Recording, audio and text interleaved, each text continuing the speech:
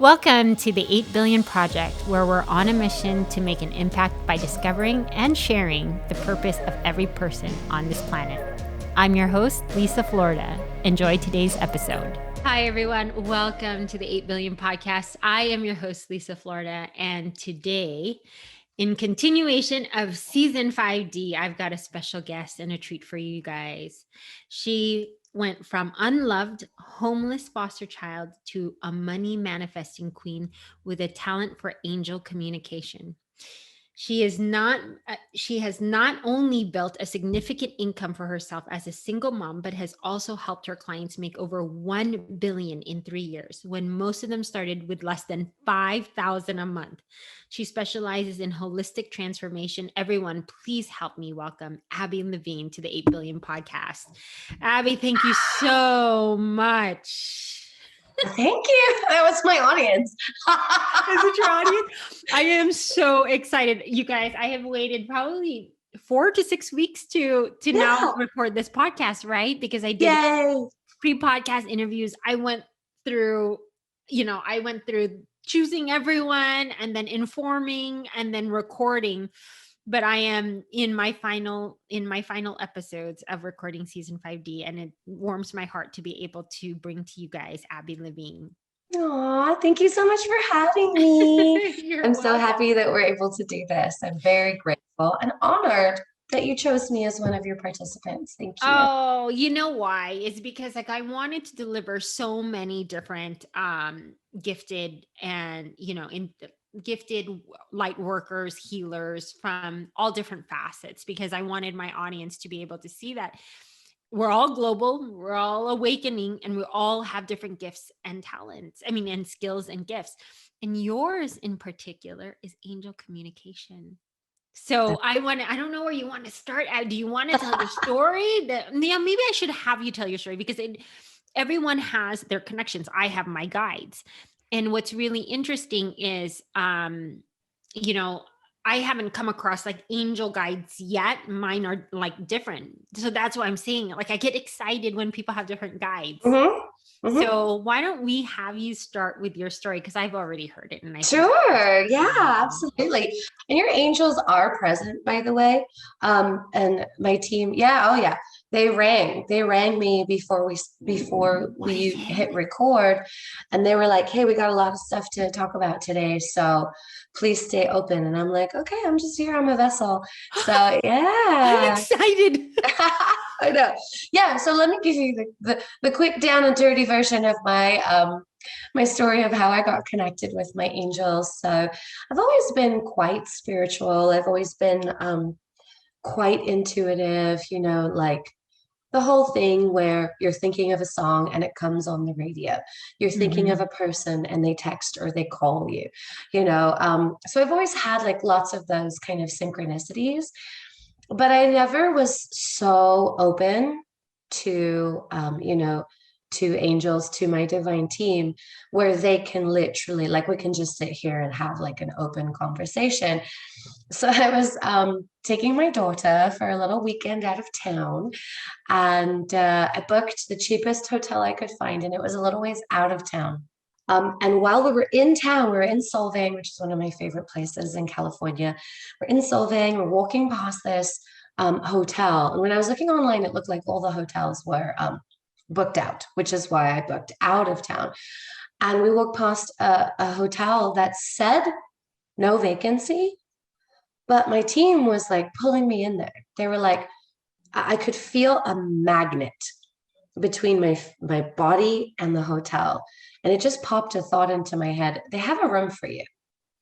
And I was like, oh, that would be so much more convenient, because then we wouldn't have to drive out of town. It would be great. We could just walk around. We could get settled. Anyway, so I started to turn into the hotel, and my daughter was like, what are you doing, Mom? And I was like, oh, I'm going to go see if they have a room. I feel like they might. And she was like, no, we already have our hotel. And I was like, you're right. So we stayed our course. We were driving to the hotel. And all of a sudden, like, I started having like this major panic attack on our way out of town. And I could see, like in like action movies when the sirens go and the alert goes off and everything becomes red. Like that's what I could see. It was like sirens flashing. It was like warning, warning, warning. And I was like, why am I so anxious right now? And all I could think about was turn around, turn around, turn around. And I was like, nah. And I kept on going and I was like driving to the hotel.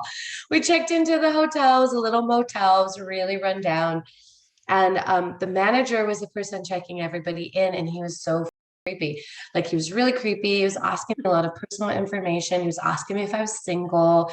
Oh, is your husband going to be joining us? I know that's the most common question. And I was like, no, but he exists. So, and he was like, like, no, he's not. So he's like, oh, your room is right above my room. And I was like, oh, gross. So I was like, okay, well, I'm not going back down there for anything at all. So we got into our room and I locked the door, wedged a chair under it because I was like, he's the manager. He could probably go into any room in this hotel of his choosing. So I'm like wedging the chair under the door. And then it really was stinky. So I was like trying to find the source of the smell in the room. And I opened the fridge and it was packed full of moldy leftover Chinese food. And it was so gross, it was so gnarly. So I was like, oh, well, I'm not calling down there because I'm not giving him a reason to come into our room. I know how this stuff works. The moment you give permission, like all bets are off. So I was like, nope, I'm going to manage this. So I got the trash can. I just put all the food from the fridge into the trash can, put it outside the door. I was like, that's real gross. And I was like, okay, good. I went to the toilet. There was no toilet paper. And on the roll, there was like a little tiny sliver of toilet paper, but it was like clearly it had been dropped in the toilet because it was wet. So someone had dropped the roll of toilet paper into the toilet and then put it back on their holder.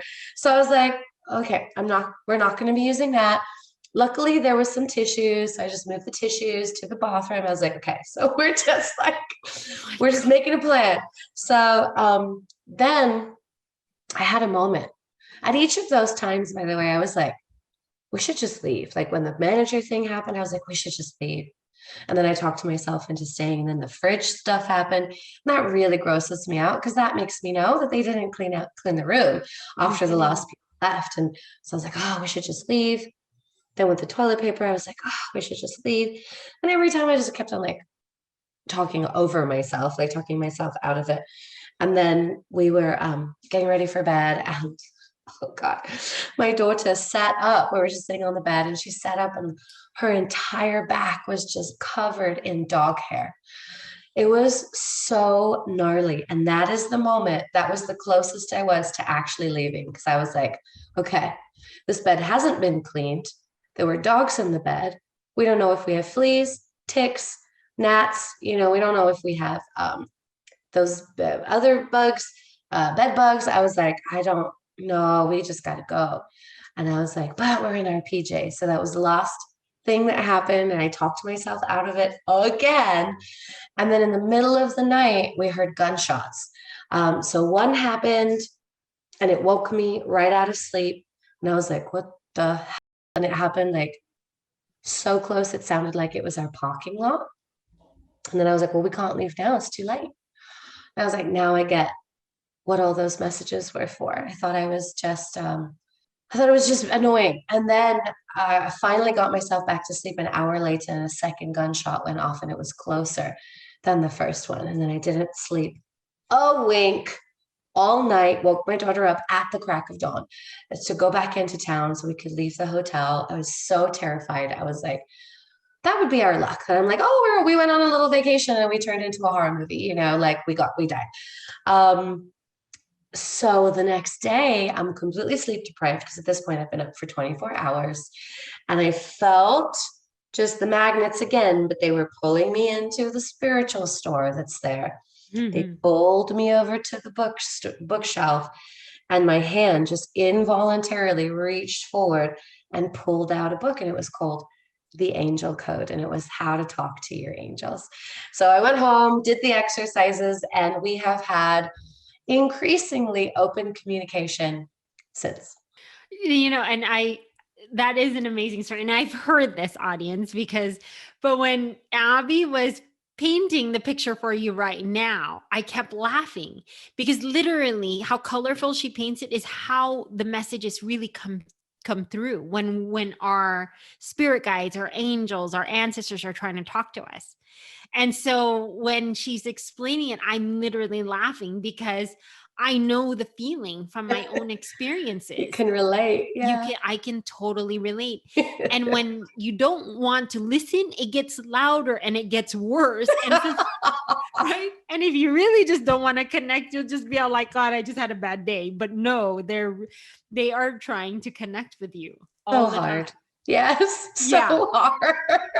And it's funny though, Abby, you're talking, there's going to be one guest this season too, depending on when you guys are both released. You listen to Lynn Marion. She's an Akashic Records holder, right? Fun. But she was the same thing too. She was led to a bookstore. And then she was like saying there's this orange book, and then she took it out and it said like Akashic Records, and it's like a scene. The way she describes it, it's like a scene from Harry Potter. Like she just takes the book and goes up to the counter and tries to check out secretly, like someone's watching her, even though no one's watching. So cute. It's cute, but I mean, these are the amazing things. So, okay, tell me. From that point forward, after you read the book, you then started connecting with them. Like, did you hear them? Was it clear audience? Yeah. So actually it was clairvoyant and clairaudient first. And then my clairsentient started opening up as well. So I saw them first. Mm-hmm. And my first few angels, they would essentially type their names for me. So they would just put like reflect text. And when they wanted to tell me something, they would just show me a video. It was like a muted silent video, right? So they would just show me that. And then I started just randomly. I was pissed. After like I did that exercise and we opened up our connection, I was so pissed. I was like, how the heck did you let that happen to us? And they rolled their eyes and they're like, do you know how many times we tried to stop you? Tried to warn you? Like so many freaking times, and you just completely ignored us. And then and then it just got clearer and clearer. And then all of a sudden, words, sentences, voices started to drop into my head, and it started. So they didn't freak me out. It started just in my own voice. So it sounded as if I had spontaneously spoken a thought in my brain, and it was in my voice, but it was a solution or a divine inspiration for something that I was, working on, or they would just, like whisper certain things to me. And I'd be like, whoa, that was really good, wherever that came. And then now it's just, they use whatever means of communication necessary. So they'll talk to me. If I'm like right in the middle of something or I'm thinking about something else, they'll ring me. Literally, my ear goes beep, and I'm like, yes. And then it'll stop and they'll tell me their message. And I'm like, okay, cool, got it. And sometimes they'll like spontaneously do a vision. The video montage is very popular because they can pack a lot of information in there in a very short space of time. And then they also bring the feelings, so that sometimes they can, drop in like a 3-second video montage, but because of the feeling sense that I have, they're actually like explaining a very complex theory or idea. Oh, that's so cool how you get it. Because, okay. So guys, okay, audience, get this. So not only does she now connect with her angel guides, right? She's now given instructions to start doing work where she consults people on how to change their money, how to make money. Yeah, that's right. Okay. So then as soon as we connected, oh God, they told me that, because I was a mindset coach before, but they told me I had to stop focusing on money mindset. And I was like, no. Go ahead. No, okay. You can, because there are a lot of coaches out there right now. And in some cases, I might even be in their program, right?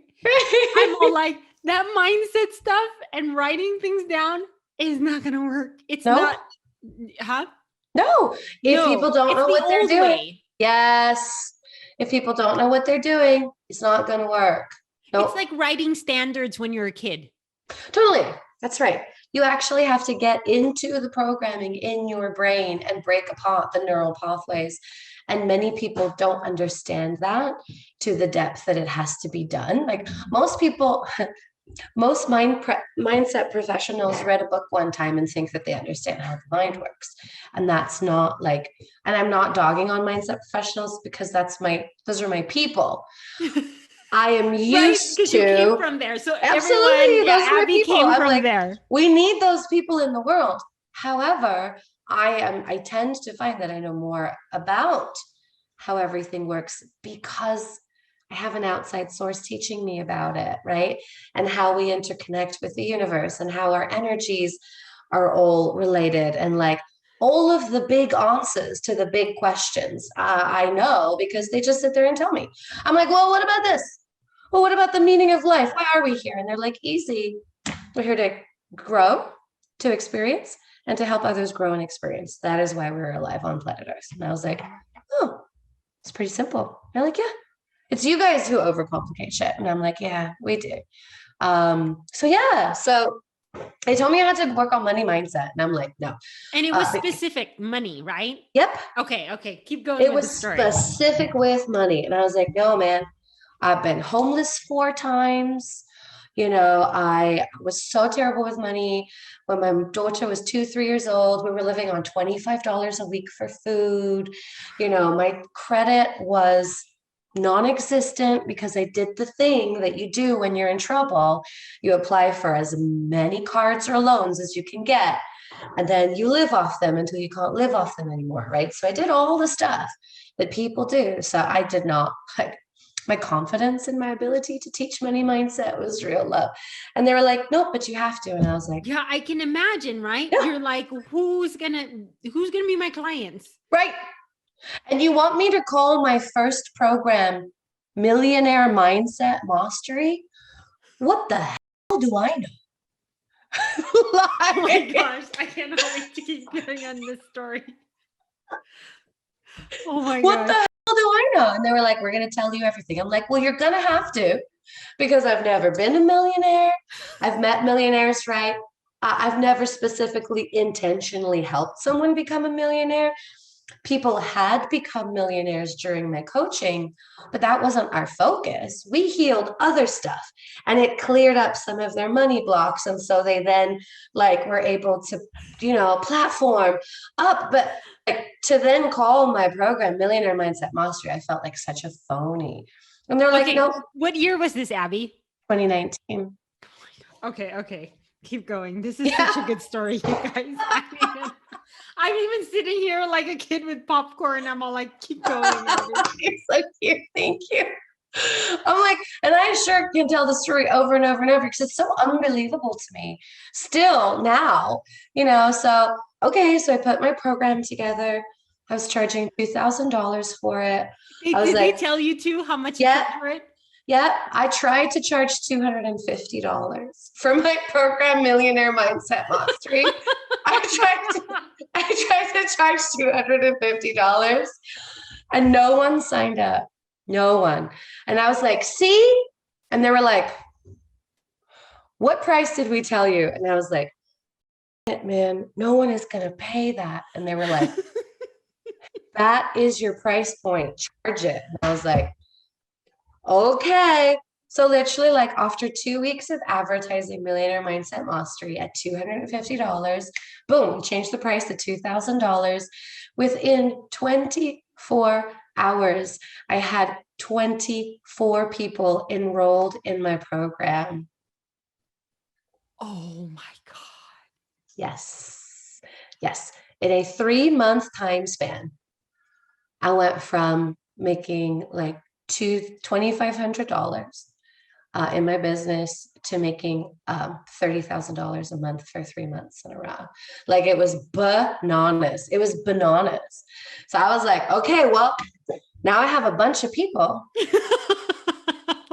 who are expecting to work on money mindset. I hope you have a curriculum for me. They're like, yep. I was like, okay, can we plan the whole thing out? They're like, no, we're just going to give you each piece week by week. And I'm like, shut your mouth.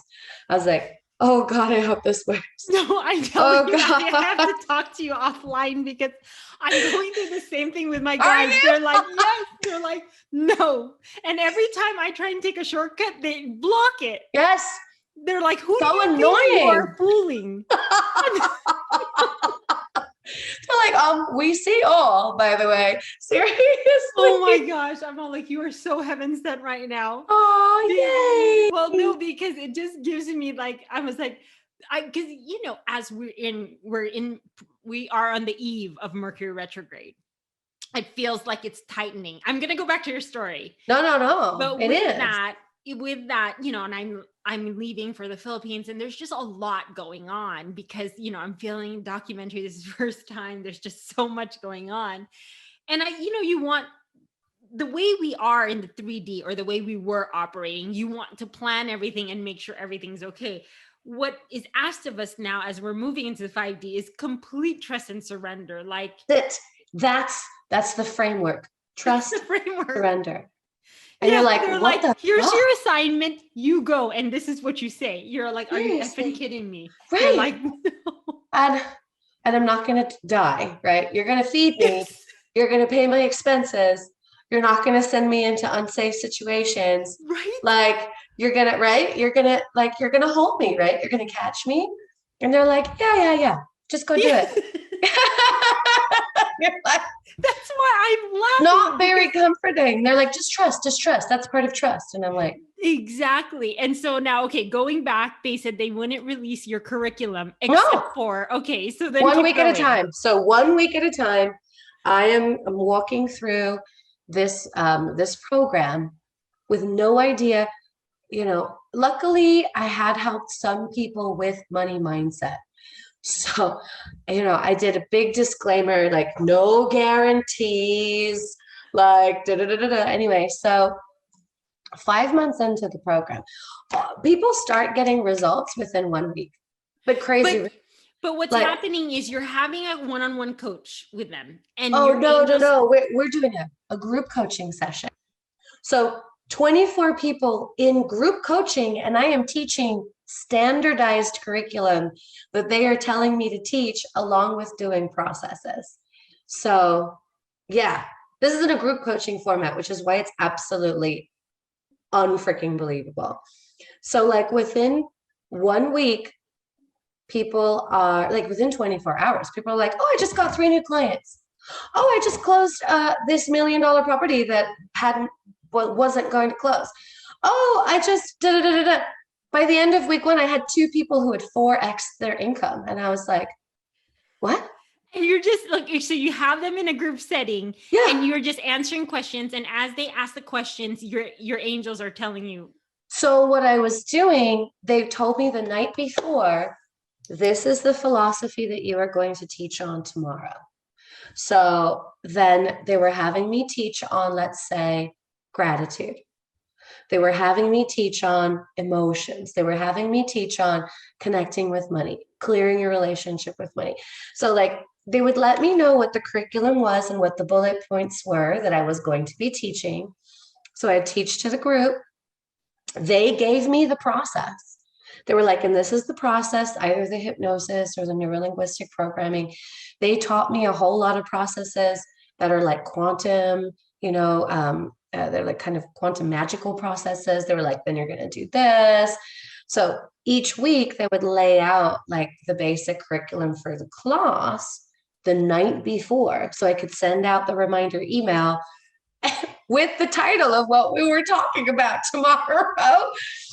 And then I would do the class, and then I would do the process, and then I would answer questions. And then boom, this thing started popping. It was bananas weird. Abby, literally, you made clients clients $1 billion in 3 years. Yeah. Oh, yeah. 5 months later, I'm still like, I wonder if this is working. Feels like everybody's having like lots of positive results. So I decided to like sit down and tally up. Did we get to 1 million yet? I wonder if we got to 1 million cumulatively. We were at 47 million 5 months later. My clients had gone from, many of them had gone from 0 to 47 million. And I was like, huh. Yeah. Please take my $2,000. I know, you're I will. I will take my $2,000. Yeah, seriously. I will call this a season. I know, seriously. No, it's bananas. Yeah. So then I sat and had a glass of champagne and I was like, this is kind of unbelievable. Yeah. By the end of 2019, they had cleared over 125 million. Then we went into the pandemic. Then I was like, uh-oh. And I heard the narrative. Money's going to slow down all over society, right? Everybody started talking about it. People are going to get laid off. The economy is going to crash. Money's going to slow down. And I was like, uh-oh, I better bulletproof my community against this narrative, because the brain will create whatever it believes. So as long as the brain doesn't believe money's going to slow down, there's no reason why it should. There was just as much abundance the day before COVID started as there was the day that COVID started. So there was no reason why money should slow down. So I just incubated my my people. And they came from all facets of every Absolutely. industry. I had hairdressers. Okay. Hairdressers couldn't work for 9 months. I had hairdressers 10xing their income during COVID. What? They pivoted. They started teaching online. They started selling products. They started group workshops where they were teaching people how to do their own hair. Like, they pivoted, it paying off $50,000 of debt. Okay, so by the end of 2020, my clients had hit over 500 million.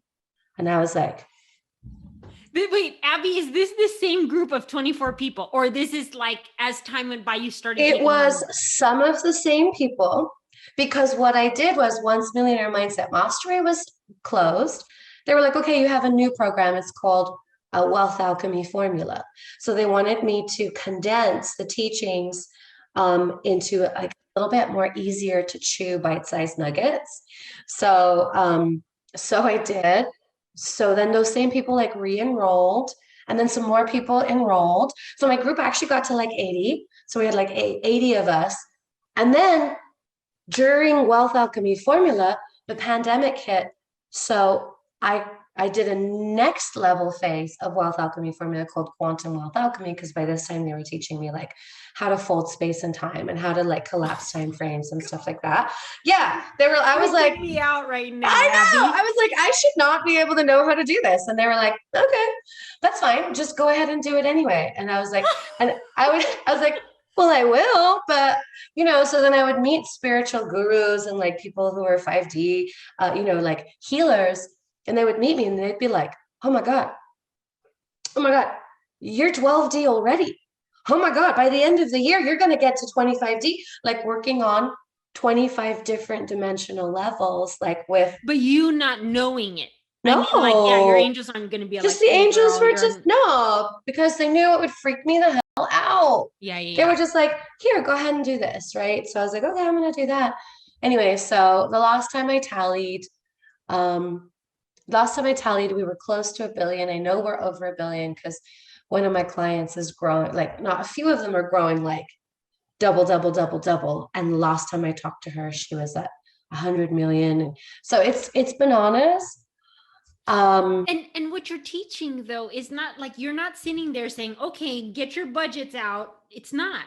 You're teaching. So there's a part of budgeting, but it's a very small part, because it's just like, okay, like while you're doing some of this stuff, you also have to have self-mastered behavior. It's not only, the universe is not going to rescue you from yourself. So what you can do is you can take care of your farm. And part of that is knowing where your money is going, knowing what you're spending. It's like taking care of like the self-mastered stuff. And then the other part is stuff that we don't have to do. The other part is opening up, surrendering, trusting, moving with the flow. right? Yeah, all the stuff, the Wealth Alchemy Formula, which is the energetic formula anybody can use. I'm going to teach it to you right now. It's easy. It's easy, simple to know, hard to do. The Wealth Alchemy Formula is 6 steps, and that's it. She says, which is why it's a 2-year program. So step 1, surrender. My gosh. Which is the hardest one for most of us, especially anybody. Believe me. Yeah, anybody who grew up with chaos or a narcissist or an addict has a really hard time with surrender, because when we become adults, all we know is, as long as I control my environment, I will stay safe from the things that were unsafe. So then to surrender and to fall back. And also, if we were like the only ones that we could count on, then it's really difficult to surrender. Because who are we surrendering to? This made up invisible force that may or may not be there. Yes, exactly. Very hard.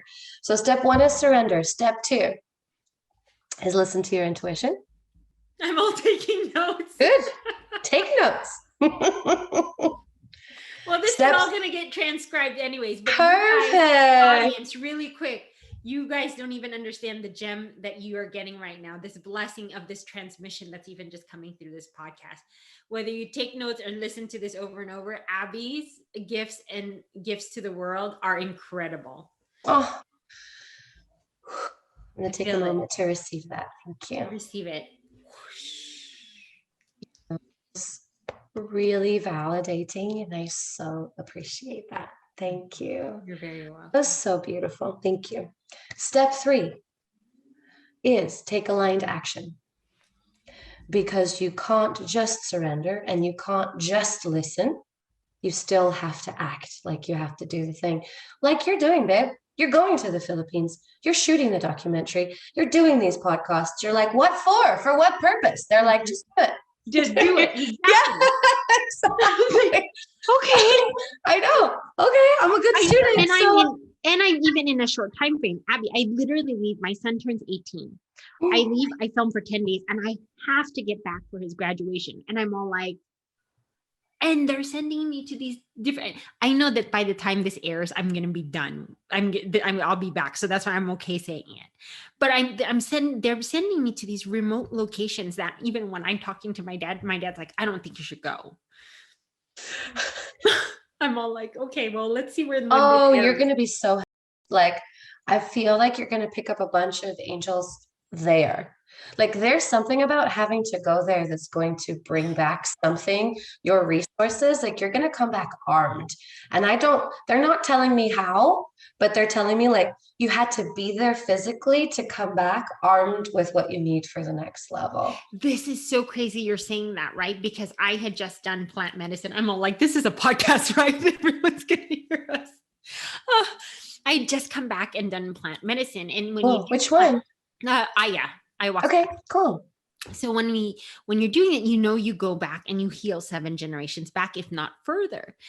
When I signed up to do the documentary, I had no clue I was going to do Aya. So it's so crazy how when you surrender to the process, they sent me to Costa Rica to do plant medicine. I heal 7 generations back. And when I go to the Philippines, they're all, go activate the children. And I was just like, oh my God. And you had to heal those generations, because otherwise your trauma would have been triggered the moment you stepped foot on that soil. So you wouldn't have been able to do your work because you would have been too deep in your trauma. Wow. Oh, I did not even know that. That's brilliant. Wow. Beautiful. Okay. We're like, okay, we got to get back. Okay. Step 4. We'll always get back. We'll always come back. Don't you worry. Oh my gosh, this is going to be like a 2-hour podcast. I love you, Abi. Never.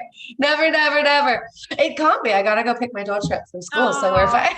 I'm all like, don't worry. I'm going to bug you on the side. I'm all like, Abi. I hope so.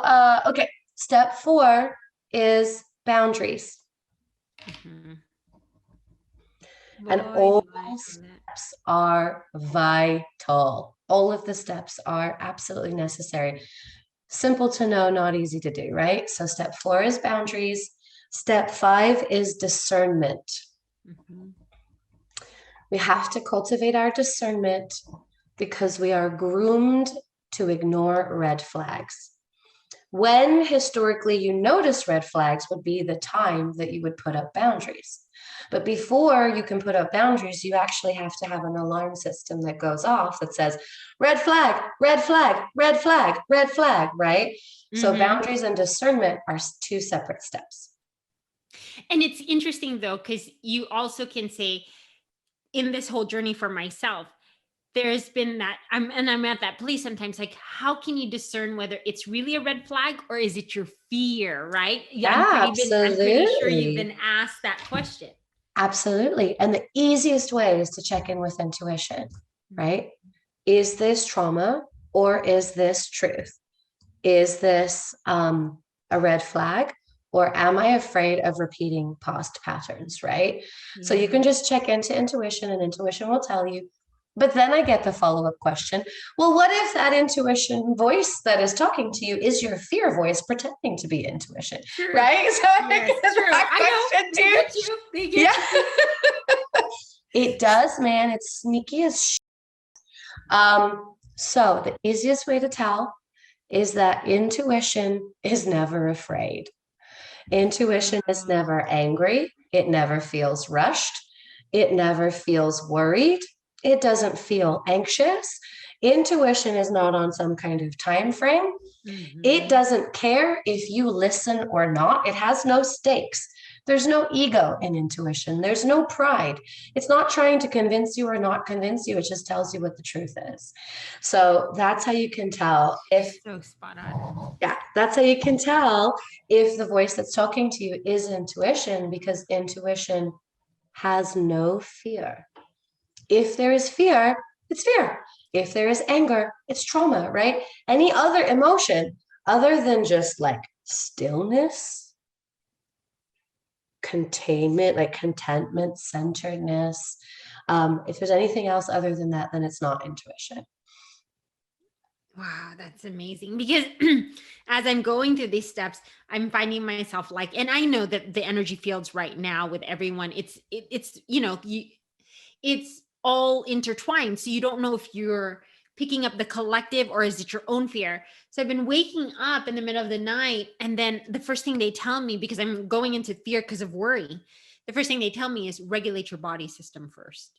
Mm-hmm. and then ask yourself again, is this good? Mm-hmm. I love that. That's perfect. Yes. It's calm. Take some breaths, have a snack, have water. Yeah. It's like just sit, meditate for 20 minutes and then ask again. Yeah. So. Oh my gosh. Wait. And so 5 is discernment. What's number 6? Number 6 is self-mastery. I know. That's the part that intuitives and creatives don't care for, because self-mastery has to do with our behaviors. What are our choices? What are our consistencies? Where are we putting our focus? Where are we putting our time, energy, and attention? And managing ourselves. Again, no one, not even the universe, not God, not creator, not the angels, not our spirit guides, no one is going to rescue us from ourselves, mm-hmm. Which means that we have to rescue ourselves, which means that we have to realize that we are not helpless, that we are not at the mercy of our emotions, that we can make empowered decisions. And it's a whole freaking process, right? Because it's got self-esteem wrapped up in it, it's got limiting beliefs wrapped up in it, it's got psychology, it's got ancestral stuff, it's got parental stuff, it's got environmental stuff, it's got societal stuff. Like there's so much stuff wrapped into it. Yeah. Which is what makes it hard to do. But oh my goodness, so liberating. Yeah. So liberating. It is. Mm-hmm. It is.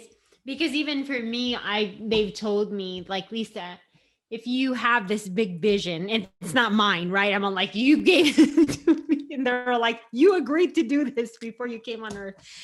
They're all like, you can only grow 8 billion in conjunction to the bandwidth that you have as an individual, as a spiritual being, right? And so that's why I'm all like, okay, so when they're sending me to the Philippines, I'm all like, is this part of it? They're like, yes, this is absolutely all of it. You're know what I mean? stretching your comfort zone. You're Stretching able my to comfort hold zone. more energy. You are taking new Risks. steps, risks. You are practicing trusting and acting without any kind of assurances. Yeah. That's Yeah. why, yeah, no, that's why I'm all like, you are really heaven sent this week to, like, I know that even because technically, to the audience, I had batched the season with Yeah. like within 3 weeks, and then there's 2 days where I had to get the remaining, and Abby is one of the remaining. So it came at the right time. I'm leaving. So again, like I said, this will all be done by the time you I watch know, which is so crazy. it'll all be done, but you really haven't sent, because you're teaching me. Because just like what you were explaining, like, you want to take the shortcut, you wanted to charge 250, but they said charge 2000, and when you charged 250, nothing was happening. And when you charge 2000, everyone came on. And it's the same thing. I'm trying, and I'm not trying to outwit them. It's my fear, right? Because I'm saying, like, I have no other gauge. It's just pure, like, step on a ledge and jump. That's right. That's it. That is it. That's all. Yeah. Oh my God. Yeah, that's all. And it's big and it's scary as fuck. And there's nobody who has cleared the path before you. But see, that's why we resonate so well, is because what I'm doing, there's no one who's cleared the path before me. Like, there's no one who has attempted what I'm attempting. There's no one who has done what I'm doing. There isn't Abby, anyone for me to learn from as a mentor. There are only people who have done parts of it that can teach me that part. And I have to piece it together in the most divine, like, intuitive way. no, it's so crazy you say that, because they're all, Lisa, what you're going to do, no one's done before. I'm all like, I know. And I try not to say stuff like this, right? Why? These are my conversations with my guides, but they're all like, have we let you down? And I said, no. Every time I've listened, I built 8 billion from scratch. I don't know. It's just like you, Abby. You're like, I'm going to teach on millionaire mindset. And then I'm all like, I'm going to try and impact 8 billion people that aren't even here in this world right now. You're like, there's 400 million people that you have still yet to birth. Yeah, exactly. Yeah.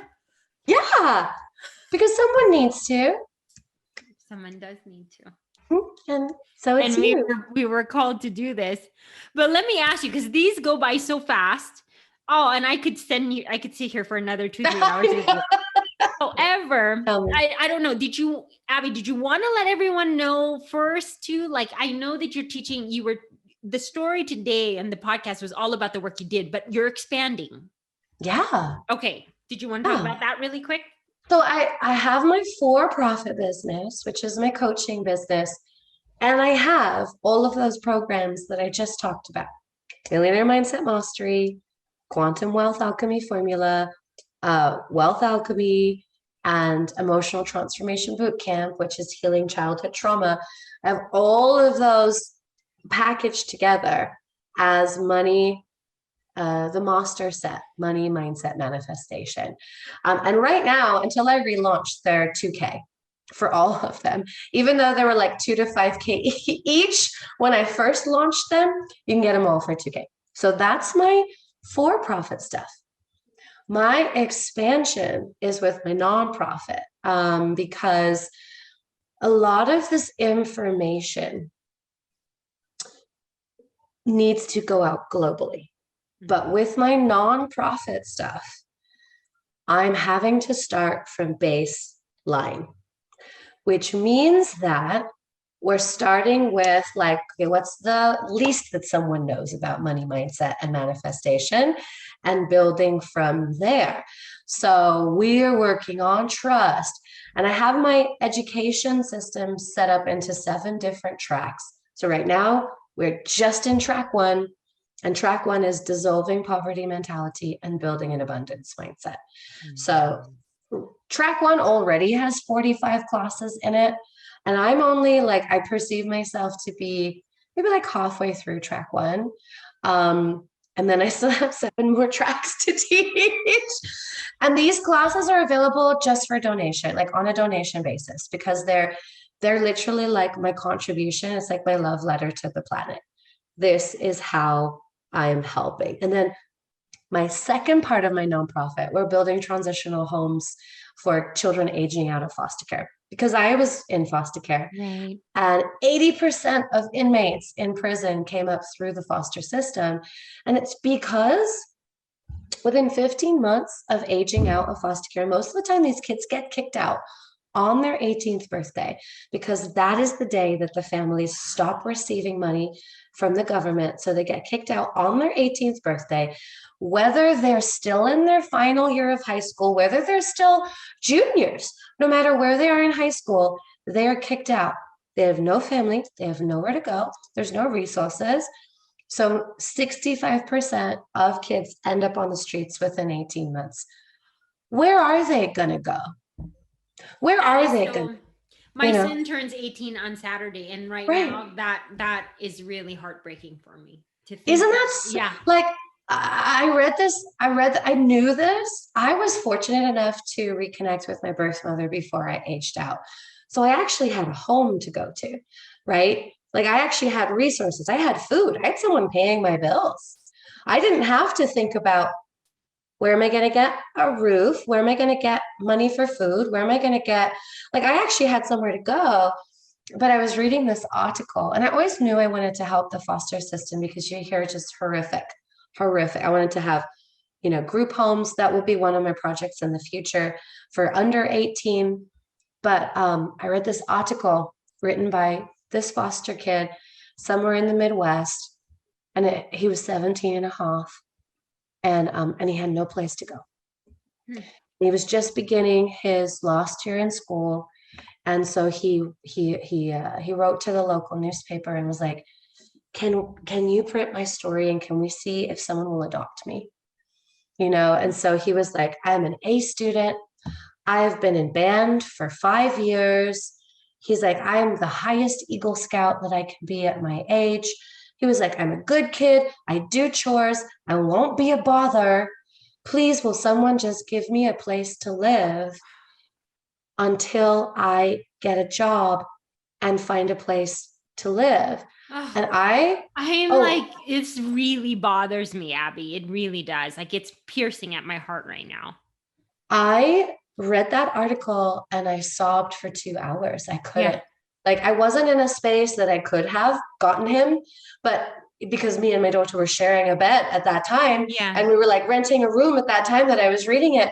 But I was like, man, I want this kid. Like, this should not happen. Mm-hmm. This should not happen. Like, okay, first of all, they have to go through the rejection or whatever they have to go through to get into foster care. Then they have to have the experience of foster care.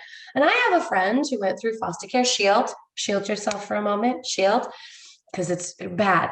So I have a friend who was in foster care and saw his foster brother be beaten to death, right? So these are some of the experiences that these kids go through, sexual assault, things like that, like crazy, crazy stuff that's happening in the foster system.